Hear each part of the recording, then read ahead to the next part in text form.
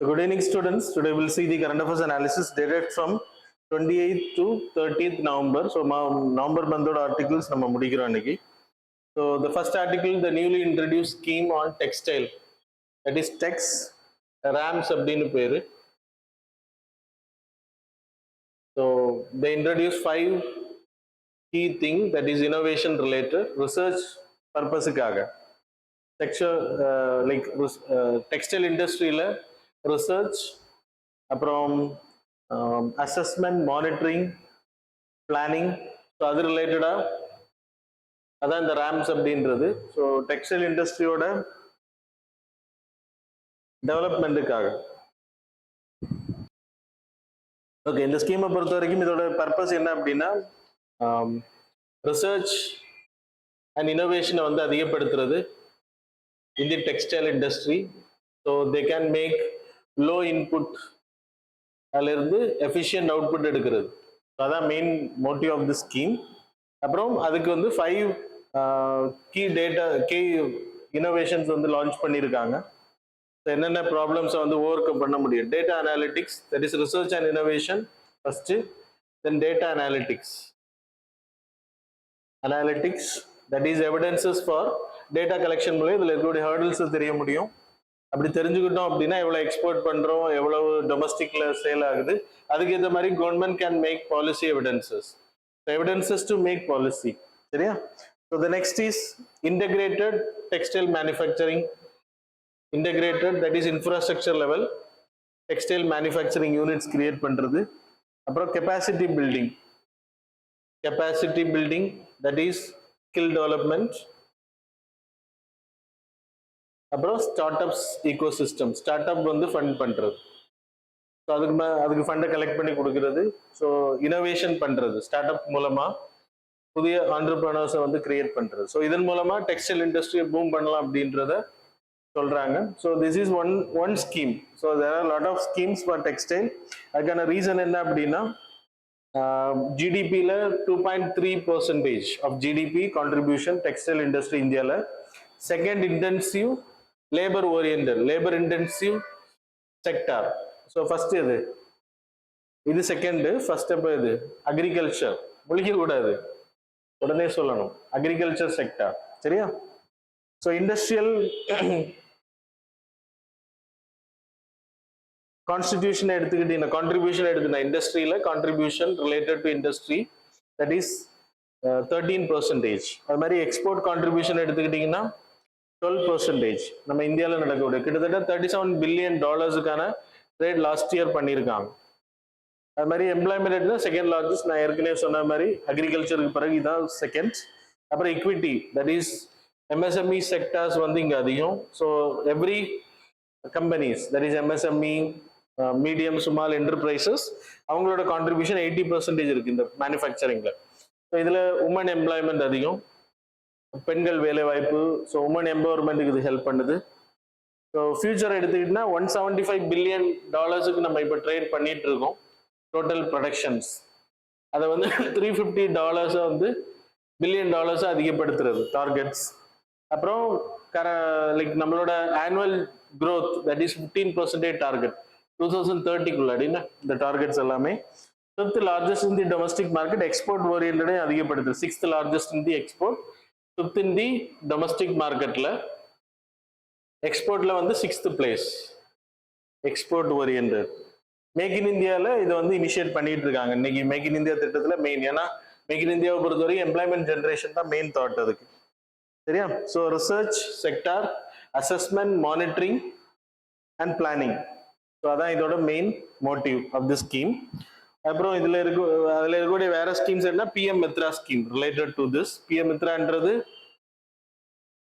நம்ம தமிழ்நாட்டில் எந்த ஏரியாவில் PM மித்ரான்ற infrastructure that is mega textile parks create பண்ணி integrated textile. So that is infrastructure development தமிழ்நாட்டில். ஸோ மொத்தம் 7 இடங்களை செலக்ட் பண்ணியிருக்காங்க. தமிழ்நாட்டில் விருதுநகரை செலக்ட் பண்ண மெகா கிளஸ்டர்ஸை வந்து செலக்ட் பண்ணி அதில் வந்து இன்ஃப்ராஸ்ட்ரக்சர். அது மாதிரி national clusters development scheme NCDS scheme for textile. இது ரெண்டுமே இன்ஃப்ராஸ்ட்ரக்சரல் ரிலேட்டடா. அப்புறம் augmented technical funding that is textile இண்டஸ்ட்ரின்றது ஹிஸ்டாரிக்கலி இட் இஸ் ஓல்டஸ்ட். நமக்கு தெரியும் பிரிட்டிஷர்ஸ் பீரியட்ல இருந்து மில்ஸ் எல்லாம் இருக்கு. அப்ப அந்த மில்ஸ் எல்லாமே ஓல்டு மிஷின்ஸை வச்சு ரன் பண்றாங்க அப்படின்னா அதோட efficiency will be very less. அதுக்கு வந்து யாராச்சும் மாத்துறாங்க அப்படின்னா அதுக்கு ஒரு ஃபண்ட் கலெக்ட் பண்ணி கவர்மெண்ட் கொடுக்குறாங்க, ஃபண்டிங் ஃபார் தி ஓல்டு மிஷின்ஸை வந்து மாத்துறது. அது மாதிரி national technical textile mission. Technical டெக்ஸ்டைல்ஸ்னா நீங்க ஹெல்த்ல இருந்து நம்ம யூஸ் பண்ணக்கூடிய சர்ஜிக்கல் கிளாத்ஸ் வரும், சர்ஜிக்கல் ஐட்டம்ஸ். ஸோ அது மாதிரி seat air bags, seat cloth, அப்புறம் etcetera etcetera you can take. சரியா? ஸோ இதெல்லாமே டெக்னிக்கல் டெக்ஸ்டைல். ஸோ அதை வந்து நேஷனல் மிஷன் ஒன்று லான்ச் பண்ணிக்கும். So these are the things are important. இதில் இருக்கக்கூடிய இஷ்யூஸ் எடுத்தீங்கன்னா lagging of competitive, that is machines எல்லாமே ஓல்டு. அப்போ நம்ம எஃபிஷியண்டாக ப்ரொடியூஸ், நம்மளோட காஸ்ட் வந்து பயங்கரமாக இருக்கும். அவுட் மார்க்கெட்டில் காம்படிஷன் இல்லை அப்படின்றது. Fragmented cotton supply. நம்ம இந்தியாவில் திருப்பூர் இண்டஸ்ட்ரி வச்சிருக்கோம் அப்படின்னா நமக்கு காட்டன் வந்து மகாராஷ்டிரால இருந்து வருது. But it is low, weight கம்மி தான், டிரான்ஸ்போர்டேஷன் இஸ் ஈஸி, பட் கிடைக்கிறது ரொம்ப கஷ்டம். அதில் லேகிங், ஃப்ராக்மெண்டட். அப்புறம் ரெகுலேட்டரி ஃப்ரேம்வொர்க் கிடையாது, trade barriers, that is US போன்ற நாடுகள் நம்ம மேலே டேரிஃப் போடும்போது இந்த மாதிரி சிக்கல்கள் இருக்கு. அது மாதிரி high cost for the raw materials. Raw materials வந்து ரொம்ப ஹை காஸ்டா இருக்கு. Sustainability also not there. சரியா? இது எல்லாமே இஷ்யூஸா சொல்லப்படுது. Next article related to the Israel. இஸ்ரேலோட I have told already in the classes, இஸ்ரேல்ல இருக்கக்கூடிய there is Bene Menashe Jew tribe வந்து இந்தியாவில் இருக்கிறத வந்து ஐடென்டிஃபை பண்ணியிருக்காங்க. அவங்களோட மரபணு எல்லாம் டெஸ்ட் பண்ணி இப்போ இஸ்ரேலியோட last try, there are 12 tribes, அதில் 10 tribes வந்து லாஸ்ட் ட்ரைப்ஸாக சொல்லப்படுது. அந்த ட்ரைப்ஸ் இப்போ பல இடங்கள்ல, so there is a king, Assyrian empire king வந்து அவங்க கேப்சர் பண்ணப்பட்டவங்க. இஸ்ரேலில் இருக்கக்கூடிய ட்ரைப்ஸ் வந்து சிதறடிக்கப்பட்டாங்க. அதை வந்து திருப்பி கூட்டி சேர்க்கறதுக்கான பிளான் தான் இஸ்ரேல் பண்ணிட்டு. அதுல நார்த் ஈஸ்ட்ல இருக்கக்கூடிய, நம்ம இந்தியாவில் இருக்கக்கூடிய மணிப்பூர், மிசோரம்ல இருக்கக்கூடிய பெனி மெனாஷே ஜூ, 2030 5800 பேரையும் அவங்க வந்து இஸ்ரேல்ல போய் குடியேற்ற போறாங்க. That's why it was in news. It is very important. அவங்க ஆர்டர் கொடுத்துட்டாங்க அதுக்கான, அதை அலோவ் பண்றது. சரியா? The next article, international astronomical union வந்து MS Krishnan, that is Maharajapuram Seetharaman Krishnan, Sitaram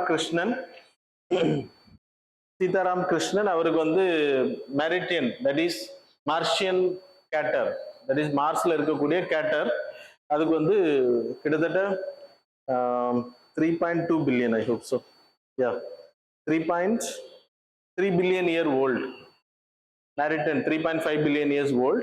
அதுக்கான மேரிட்டன் கேட்டரை வந்து அவரோட நேமை வச்சிருக்காங்க. ஸோ இது இந்தியன் சயின்டிஸ்ட் கிடைக்கப்பட்ட ஒரு அங்கீகாரமா சொல்லப்படும். இதுக்கு முன்னாடியும் வேற சயின்டிஸ்டுக்கு பேர் வச்சிருக்காங்க. ஸோ MS கிருஷ்ணனை பொறுத்த வரைக்கும் is a director general of geological survey of India. Is not a part of any space mission, but is a part of geological survey of India 1950 இருந்து 56 வரைக்கும். மேஜர் கான்ட்ரிபியூஷன் என்னன்னா இந்தியாவோட மேப்பிங், ஸ்ட்ராட்டிகிராஃபியை வந்து பண்ணியிருக்காரு. Peninsular ஷீல்டை வந்து ஐடென்டிஃபை பண்ணது. அது மாதிரி ஹிமாலயன் ஃபார்மேஷன் வந்து ஸ்டடி பண்ணியிருக்காரு.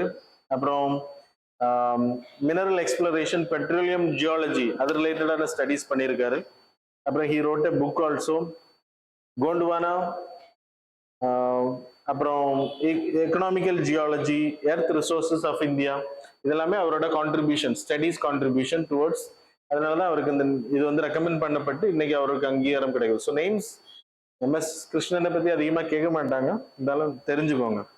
Next article related to the EIA, so environmental impact assessment. அதில் போஸ்ட் ஃபேக்டோ வந்து இப்போ அலோவ் பண்ணியிருக்காங்க. அப்ரூவல் வாங்கினதுக்கு பிறகு நம்ம ஆல்ரெடி இது கவர் பண்ணியிருந்தோம் 2 வீடியோஸுக்கு முன்னாடி. So I hope so last previous வீடியோவுக்கு முந்தின வீடியோவில் நம்ம கவர் பண்ணியிருக்கோம். அதனால நான் இங்கே எக்ஸ்பிளைன் பண்ணல உங்களுக்கு. go and visit those videos. So same article தான், ஸோ அதில் எந்த வித்தியாசமும் இல்லை.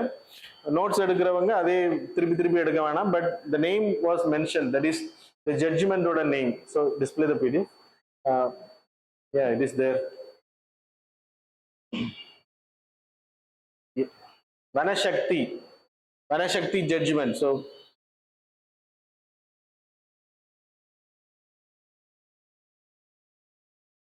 Vanashakti judgment அப்படின்ற அந்த judgment. So display the PDF.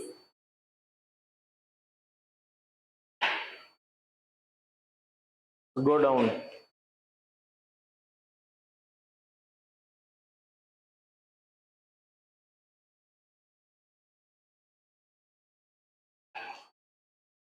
So what you are seeing is the Vanashakti judgment. அதில் என்னெல்லாம் கொடுத்திருக்காங்க அப்படின்றது it was displayed. So that's about this article. The next article, IMF ஓட recent gradation for India ஓட national accounts. National account statistics. அவங்க இது வந்து grading வந்து சி கிரேடிங் பண்ணி IMF பொறுத்த வரைக்கும் வேர்ல்டு லெவலில் இருக்கக்கூடிய எல்லா கண்ட்ரீஸுமே பொருளாதார ரீதியாக மானிட்டரிங் பண்ணிட்டு தான் IMF பற்றி we have discussed in classes. So இதில் ABCD D கிரேட் வரைக்கும் கொடுக்குறாங்க ரேட்டிங்ஸ். அதில் நமக்கு ஜிடிபி கால்குலேஷன் இந்தியாவோடது வந்து சி கிரேடிங் கொடுத்துருக்காங்க, சிபிஐக்கு வந்துட்டு சி ரேட்டிங் கொடுத்துருக்காங்க, ரெண்டுக்குமே சி கிரேடிங். அதுக்கான ரீசன் வந்து எல்லாம் கிடைக்கணும்னா கரெக்டான டேட்டாஸ் இருந்தால் மட்டும், சர்வே டேட்டாஸ் வந்து ப்ராப்பராக இருக்கு அப்படின்றது. ஸோ ஜிடிபியோட டேட்டா அவங்க சொல்லக்கூடிய ரீசன்னா outdated, that is base year வந்து 2011-12, சிபிஐயும் அதே மாதிரி தான் 2011-12, இது அவுடேட்டட். அப்புறம் வேரியஸ் சோர்சஸ் டிஃபிகல்ட்டி இன் கம்பேரிசன் பண்றதுல டிஃபிகல்ட்டிஸ் இருக்கு, ப்ராப்பரா இல்லை அப்படின்றது சொல்றாங்க, சிம்பிளா சொல்லணும் அப்படின்னா. அப்புறம் ஃபியூவல் லைட் சிபிஐ பொறுத்த வரைக்கும் we know that consumer price index, அதில் ஃபியூவல் லைட்டு அதில் வந்து கெரோசினை வந்து இப்போ வச்சிருக்காங்க. ஸோ கெரோசின் வந்து இன்னைக்கு யூஸ் பண்ணக்கூடிய மக்கள் வெரி ரேர், கிடையவே கிடையாது அப்படின்ற இதில் இருக்கும். அப்படின்றப்போ இது வந்து இந்த பாஸ்கெட் வந்து சேஞ்ச் பண்ண ஆல்ரெடி நம்ம இதை டிஸ்கஸ் பண்ணோம் இந்த மந்தில், சரியா? ஸோ லாஸ்ட் மந்த் நவம்பர் மந்தில் we have discussed இந்த ஃபர்ஸ்ட் ஆர்டிகிள்னு நினைக்கிறேன், சரியா? go and visit it.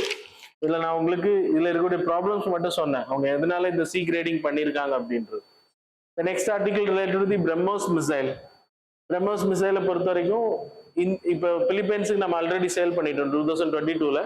இப்போ இந்தோனேஷியா கண்ட்ரி நம்ம கிட்ட வாங்குறதுக்கான 3வது பேச்சுவார்த்தை நடத்தியிருக்காங்க டிஃபென்ஸ் மினிஸ்டர் தலைமையில. ஸோ கூடிய சீக்கிரத்தில் அவங்களும் வாங்குவாங்க.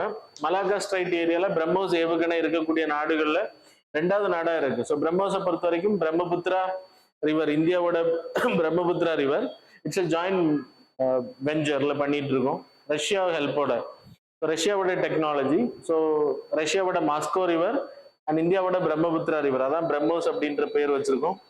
3 Mach 290 kilometers variant, 3 Mach speed, 290 kilometers. இது நம்ம ஓல்டு வெர்ஷன்ஸ். 200ல இருந்து 300 kilometers வரைக்கும் போகும். சாரி, 290 kilometers, 300ல இருந்து 200ல இருந்து 300 வரைக்கும் கிலோகிராம்ஸ் வந்து எடுத்துட்டு போகக்கூடிய பேலோட்ஸ் வந்து வார்ஹெட் எடுத்துட்டு போகக்கூடியது. Fire and forget cruise missile, it's not ballistic. பாலிஸ்டிக்னா இது it's like go like an like arrow, gravitational மூலமா கீழே வரும். க்ரூஸ் மிசைலை பொறுத்தவரைக்கும் இப்படி போயிட்டு அப்படி ஸ்ட்ரைட்டா போக ஆரம்பிச்சிடும். ஸோ ஃபயர் அண்ட் ஃபர்கெட் நீங்க இடத்த பொசிஷன் பண்ணிட்டு நீங்க லான்ச் பண்ணீங்கன்னா இடம் மாறினாலும் அதை போய் தாக்குதல் நடத்தும். 2 stages are there, solid and liquid. So இதுல இப்போ நம்ம ரஷ்யா பொறுத்த வரைக்கும் இந்தியா வந்து 50.5% ஷேர் ஹோல்டிங் ஜாயிண்ட் வெஞ்சர்ல, 49.5 வந்து ரஷ்யா. ஸோ ரஷ்யாவோட கான்ட்ரிபியூஷன் இதுல அதிகம்.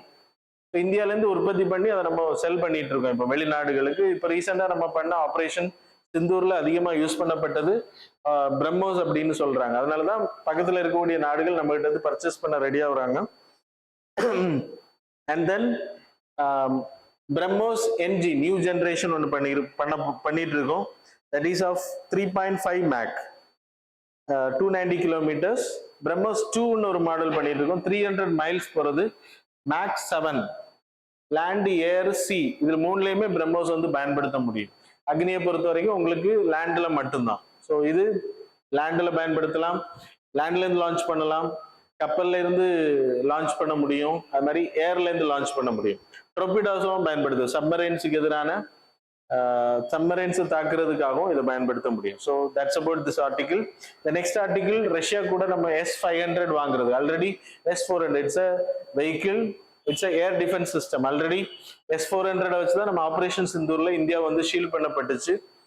வெளியிலேருந்து வரக்கூடிய தாக்குதல்கள் ஏர்கிராஃப்டா இருக்கலாம், இல்லைன்னா மிசைல்ஸா இருக்கலாம், அதுல இருந்து நம்ம நாடை பாதுகாக்கிறது. ஸோ உடனே இங்கிருந்து ஆக்டிவேட் ஆகி 9 to 10 secondsல ஆக்டிவேட் ஆகி அட்டாக் பண்ணக்கூடிய it's also cruise missile technology தான்.